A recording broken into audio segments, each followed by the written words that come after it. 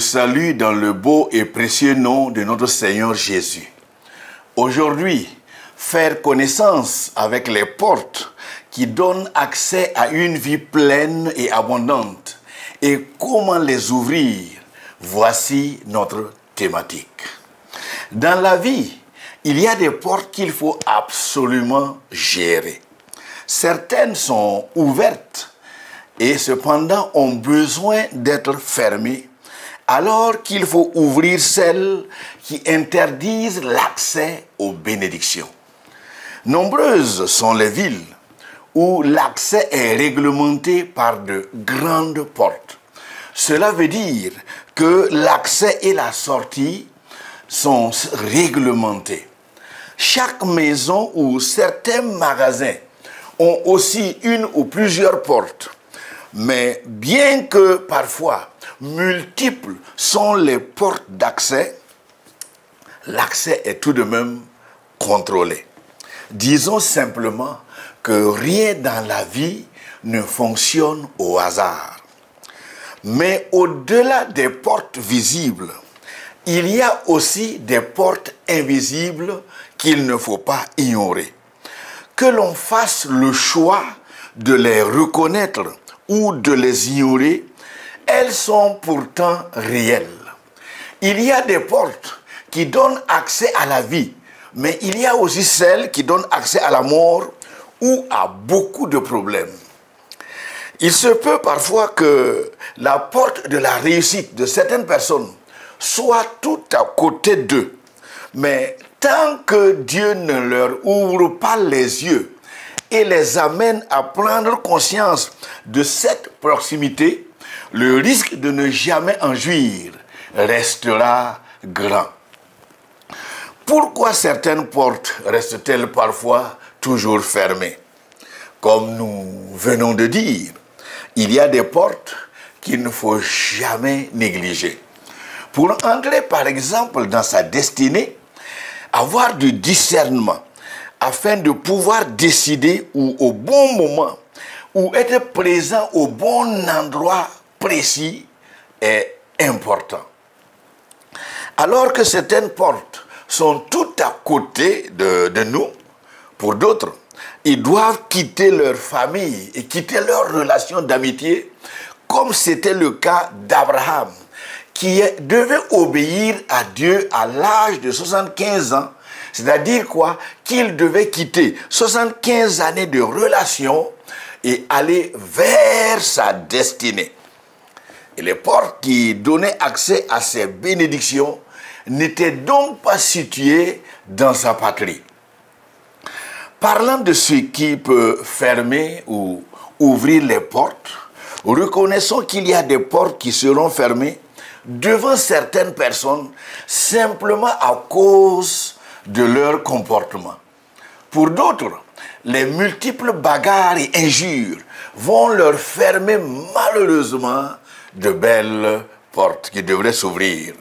En fait, notre manière de vivre et de nous comporter va ouvrir ou fermer non seulement des portes devant nous, mais aussi fermer ou ouvrir des portes devant nos enfants, bien sûr, l'avenir. Luc rapporte les paroles du Seigneur Jésus de l'homme qui est allé demander du pain à un ami pour nourrir ces étrangers qui venaient d'arriver, bien sûr, tardivement dans la nuit. Et quelle a été sa réponse? Lisons. Ne m'ennuie pas, la porte est déjà fermée. Mes enfants et moi, nous sommes au lit. Je ne peux pas me lever pour te donner des pains. Je vous le dis, même s'il ne se lève pas pour lui donner parce que c'est son ami, il se lèvera à cause de son insistance et lui donnera tout ce dont il a besoin. Et moi, je vous dis, demandez et l'on vous donnera. Cherchez et vous trouverez. Frappez et l'on vous ouvrira. Fin de lecture. Certaines portes resteront fermées devant nous parce que nous n'avons pas bien sonné, nous n'avons pas bien tapé, ou simplement parce que nous n'avons pas assez insister. Très souvent, rien que la persévérance paye parce que, oui, bien sûr, elle nous ouvre certaines portes. Et il est possible de déduire ici que le manque de persévérance est la cause première de la fermeture de certaines portes. Il est reconnu aussi qu'il y a des portes où seule l'aide de Dieu, qui est une puissance supérieure, peut permettre d'ouvrir. Par exemple, les portes du travail, les portes de la réussite, les portes de la santé et même les portes du mariage harmonieux en font partie. Parce que ces portes donnent accès au bonheur et au bien. Tant que l'assistance de Dieu n'est pas disponible, difficile de les ouvrir parfois. Dans la vie, il y a aussi des hommes et des femmes qui sont parfois comme des clés qui ouvrent ou ferment certaines portes. Une seule parole d'un responsable, par exemple, peut ouvrir ou fermer les portes de la destinée de quelqu'un. Les hommes, la connaissance, de même que certaines relations que nous aimons entretenir, peuvent ouvrir certaines portes. Oui, mais je sais que pas toutes, mais très souvent, celles qui sont scellées s'ouvriront quand nous persévérons et surtout avec l'aide de Dieu. À cet effet, il est possible de dire que les limitations humaines peuvent être comme une deuxième cause de la fermeture de certaines portes dans la vie. Cyrus est l'un des rois dans l'Ancien Testament qui ne dira pas le contraire. Et Isaïe est le prophète qui a parlé de blocage qu'a connu ce roi pendant son règne. Isaïe, le chapitre 45, parle des grandes portes de fer qui se dressaient devant ce roi et lui fermaient l'accès à ses bénédictions. Bien qu'il soit roi, des portes limitaient sa capacité à accomplir fidèlement sa mission. Déjà au chapitre 44 et le verset 28, Isaïe dit ceci de lui. Lisons. Je dis à propos de Cyrus, il est mon berger et il accomplira toute ma volonté. Il dira à Jérusalem, sois reconstruite, et au temple, que tes fondations soient posées. Puis au verset 1 à 3 du chapitre 45, Isaïe ajoute et dit ceci. Lisons. Voici ce que dit l'Éternel à celui qui l'a désigné par onction, à Cyrus, celui qu'il tient par la main droite, pour écraser les nations devant lui et pour désarmer des rois, pour ouvrir des portes devant lui, afin que les entrées des villes ne lui soient plus fermées. Je marcherai devant toi, j'aplanirai les pentes, je mettrai en pièces les portes en bronze et je briserai les verrous en fer. Je te donnerai des trésors dissimulés dans les ténèbres, des richesses cachées, afin que tu reconnaisses que moi, je suis l'Éternel, celui qui t'appelle par ton nom, le Dieu d'Israël. Amen.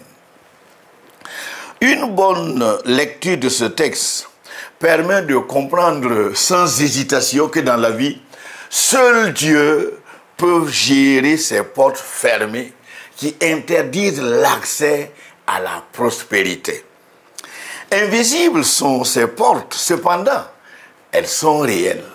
Écoutez, comme dans la situation du roi Cyrus, elles sont nombreuses, ces portes qui sont invisibles et qui cependant ferment l'accès à la destinée de plusieurs personnes et même de plusieurs croyants. Comme nous l'avons déjà dit, il existe des portes visibles, mais aussi des portes invisibles à l'entrée de certaines villes. La ville où tu te trouves, par exemple, actuellement, a beaucoup de potentiel.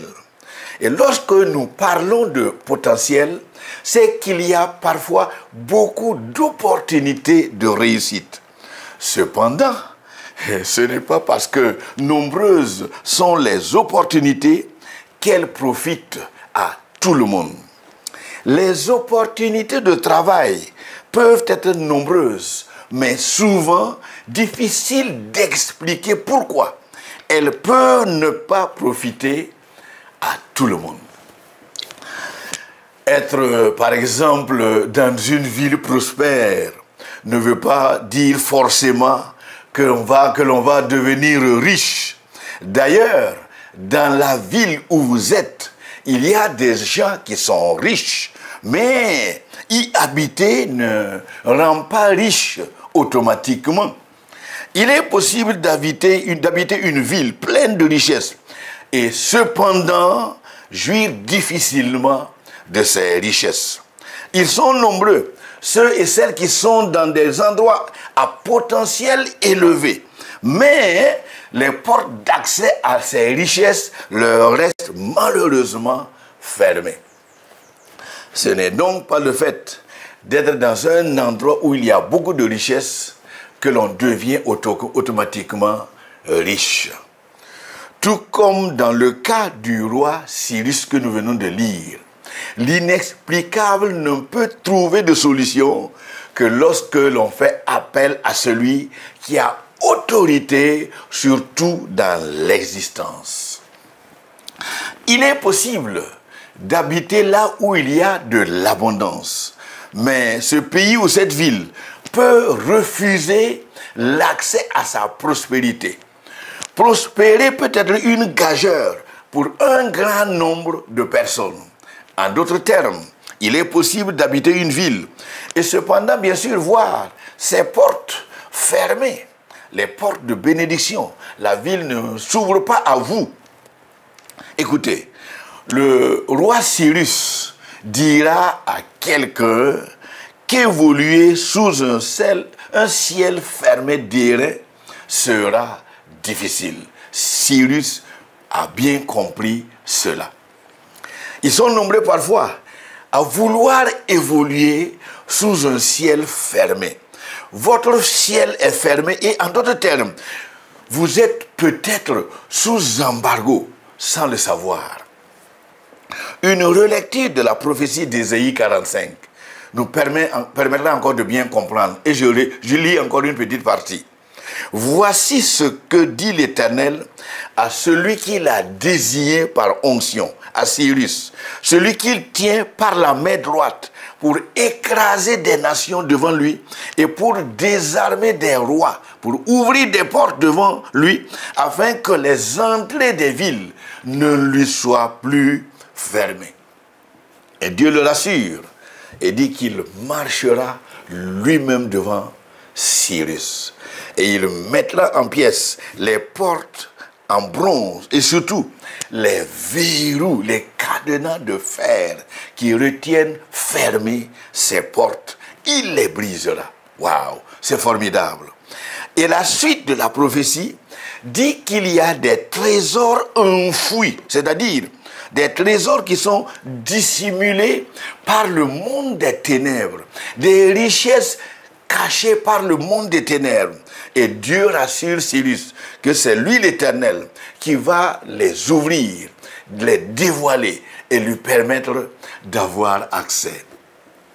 Disons simplement que pour le cas de ce roi, avoir accès à ces trésors présents et cependant qui sont dissimulés dans le monde des ténèbres, cela va demander de lui de tout faire pour être avec Dieu, c'est-à-dire s'attacher à Dieu pour que ces portes puissent s'ouvrir. En d'autres termes, il faut toujours avoir Dieu de son côté pour vraiment vivre pleinement. Nous pensons que la leçon est bien comprise pour nombreux d'entre nous qui nous battons depuis des années et cependant, on ne comprend rien. Il y a des gens qui se battent, mais difficile d'expliquer ce qui se passe. Tout peut être disponible tout à côté, mais jamais personne n'a accès parce que avec un esprit voilé, impossible de voir, impossible de discerner. Et à la lumière de la parole de Dieu, nous pouvons comprendre par la prière faite par le roi Salomon dans 2 Chroniques, qu'il est possible pour nous de déduire et dire que Dieu met certaines personnes ou Dieu met certaines familles sous embargo. Ils vont se battre par le travail. Parce que l'accompagnement de Dieu est absent, la réussite est aussi absente et difficile. Parfois, faute de connaissances, certaines personnes ne sauront pas que l'opportunité est tout à leur côté. Pour d'autres, le manque de connaissances ferait de telle sorte que c'est leur manière de travailler qui malheureusement complique tout et annule leur progrès. Pour ceux qui vivent le cas vécu par le roi Cyrus, par exemple, un travail sérieux a besoin d'être fait. Disons sans détour que sans une bonne connexion avec le Seigneur, il leur sera difficile de pouvoir se classer dans les rangs de ceux qui connaissent ce que nous appelons progrès. Et à la lumière du texte du prophète Ésaïe, le roi Cyrus avait devant lui des autorités à vaincre et des pouvoirs qu'il fallait désarmer. Ouvrir certaines portes a toujours demandé l'aide de Dieu, parce qu'il n'est pas possible de désarmer un ennemi puissant sans d'une force supérieure. Retenons ici que parfois la connaissance à elle seule ne suffit pas. Deuxièmement, la capacité physique à elle seule ne peut pas aussi être la solution, comme Dieu l'a dit ici à Cyrus. Relisons un peu. Quand Dieu lui dit par exemple, je marcherai moi-même devant toi, j'aplanirai les pentes, je mettrai en pièces les portes en bronze et je briserai les verrous en fer. Là, nous avons ce texte dans Ésaïe 45, verset 2. Et nous poursuivons encore au verset 3, qui dit ceci. Je donnerai des trésors dissimulés par les ténèbres, des richesses qui sont cachées, afin que tu reconnaisses que moi je suis l'Éternel, celui qui t'appelle par ton nom, le Dieu d'Israël. Ici, c'est Dieu qui se charge lui-même d'aplanir, c'est-à-dire d'ôter, d'enlever les obstacles qui se dressent devant lui. C'est Dieu lui-même qui se charge de briser les portes et les cadenas, c'est-à-dire les cadenas de fer. Tout ce qui maintient ces portes fermées, Dieu promet à Cyrus de s'en charger. Et je crois qu'il en est de même pour certains d'entre nous, de nous attacher à Dieu pour voir Dieu lui-même s'activer et briser ses verrous. Dans chaque ville, il y a des millionnaires, mais chacun a suivi un ou des processus pour, bien sûr, entrer en possession de ces millions. Et personnellement, je ne suis pas contre l'évangile de la prospérité. Mais ce qui est mauvais dans ce que nous voyons autour de nous aujourd'hui, c'est la manière de l'enseigner. L'évangile de la prospérité n'est pas mauvais. Mais le problème, c'est qu'il est très mal prêché. D'ailleurs, est-ce que les amis de Dieu étaient tous des pauvres? Pour dire que Dieu n'est jamais contre les richesses. D'ailleurs, le pauvre n'ira pas en enfer parce qu'il est pauvre. Et le riche, lui aussi, n'ira pas en enfer parce qu'il est riche. C'est le péché qui l'y mènera. C'est-à-dire le péché qui va amener chacun en enfer. Nous avons besoin aujourd'hui du vrai évangile. Parce que pour ceux qui prêchent mal l'évangile de la prospérité, pour eux, l'important c'est de réussir et d'amasser des richesses. Qu'importe le chemin emprunté. La Bible n'encourage jamais un tel désordre. Ce qui fait problème, c'est que leur enseignement fait fi des vérités que la Bible enseigne. Prêcher en faveur de la pauvreté n'est pas aussi un évangile équilibré. C'est pourquoi quelqu'un a dit que l'argent ne procure pas le bonheur, mais acceptons aussi que ne pas l'avoir ne fait pas le bonheur aussi. Même si l'argent n'achète pas le bonheur, la pauvreté ne l'achète pas non plus. C'est pourquoi basculer d'un seul côté n'est pas recommandé. Tout comme la richesse, la pauvreté ne produit pas de bons chrétiens aussi.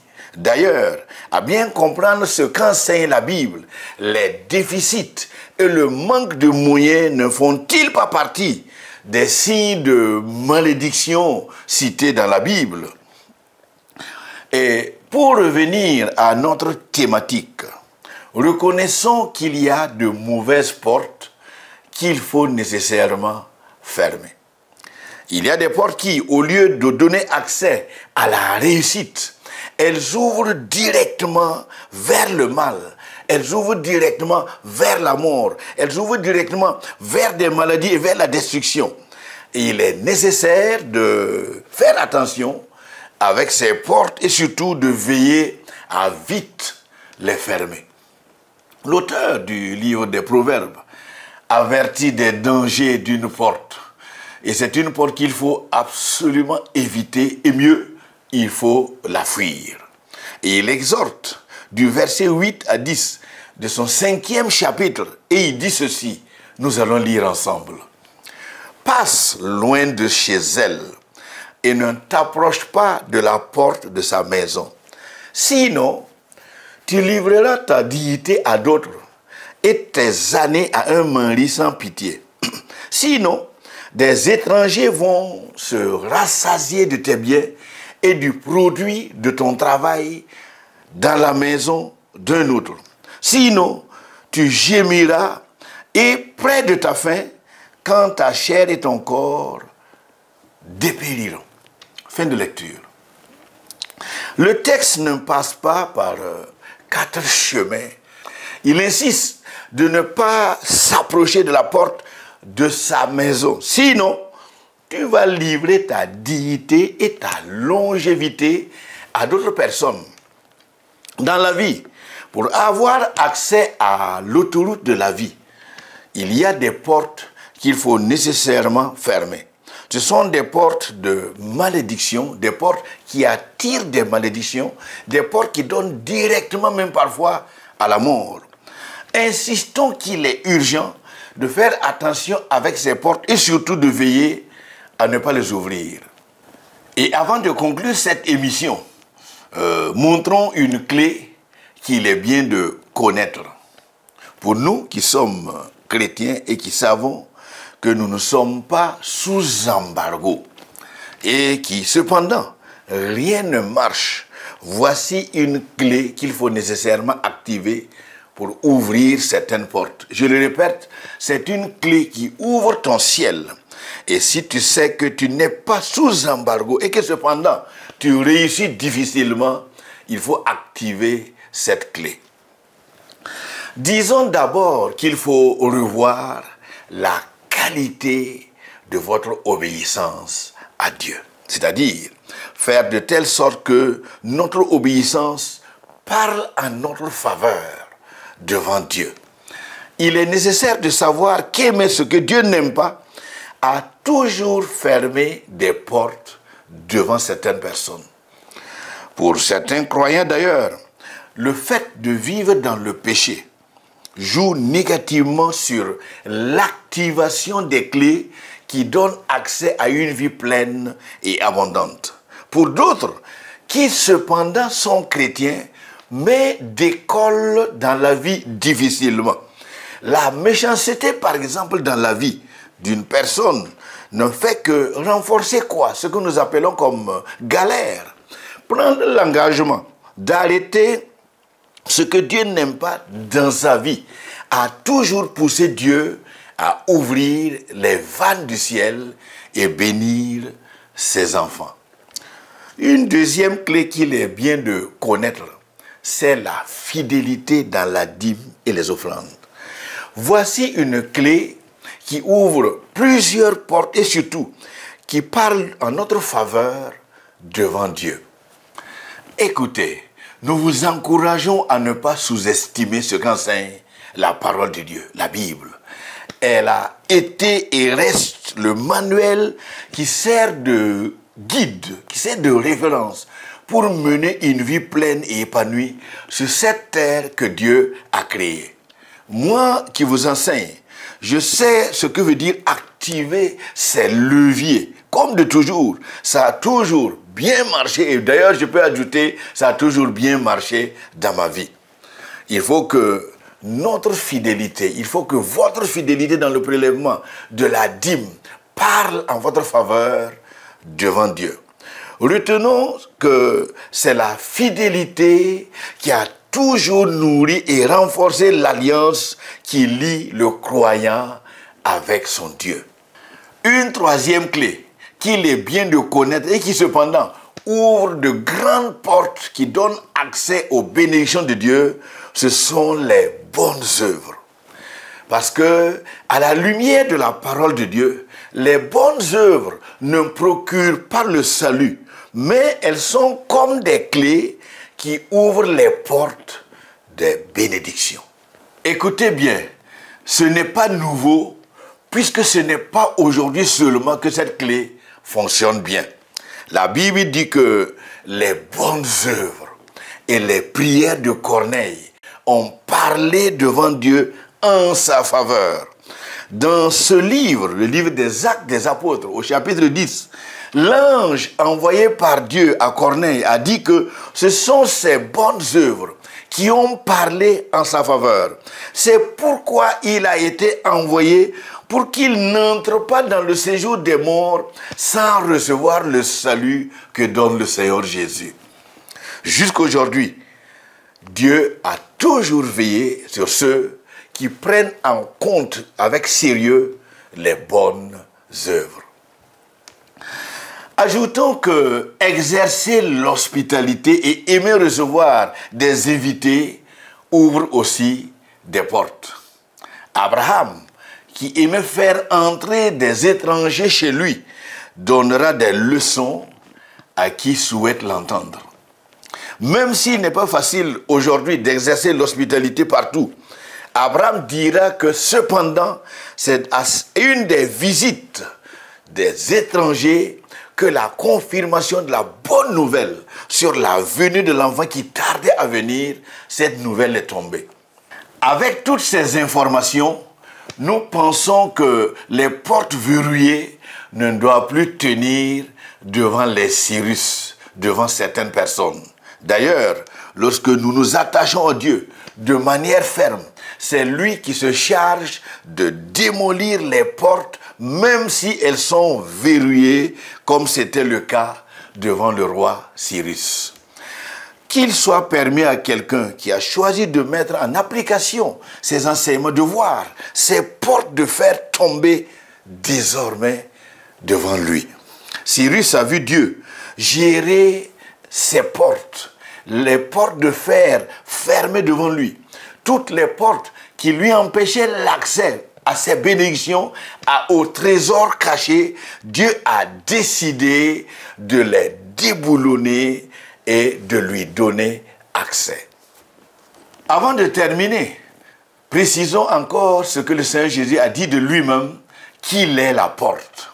Cela explique la raison de l'expression de la grâce, que le croyant qui a Jésus dans sa vie a un sauveur qui est capable de tout, capable de le sauver et de l'assister. Le Seigneur Jésus a lui-même dit, « Je suis la porte ». Et dans l'évangile selon Jean au verset 9 du chapitre 10 qu'il le précise, Jésus a dit, lisons la section, « C'est moi qui suis la porte. Et si quelqu'un entre par moi, il sera sauvé. il entrera et il sortira, il trouvera de quoi se nourrir. Cela veut dire quoi? Jésus est celui qui est à même de briser toutes ces portes de fer, ces cadenas, ces verrous d'airain. Il est à même de les briser et nous permettre d'entrer dans notre destinée. C'est pourquoi, même si tu es maudit par ta famille ou par quelqu'un, il ne faut même pas t'inquiéter. Revois la qualité de ta relation avec Jésus. Lui, il est à même d'arrêter toutes les malédictions, toute incantation contre toi. Et en conclusion, rappelons qu'une personne peut être assez intelligente pour réussir, mais en dépit de tout ce potentiel, elle voit que rien dans la vie ne lui répond favorablement. Écoutez, il ne faut pas rester là, s'il te plaît. Il ne faut pas rester là à subir. Pour entrer dans ta destinée, par exemple, avoir du discernement afin de pouvoir décider au bon moment et être présent à un endroit de bénédiction, à un lieu précis où sont tes bénédictions, cela est très important.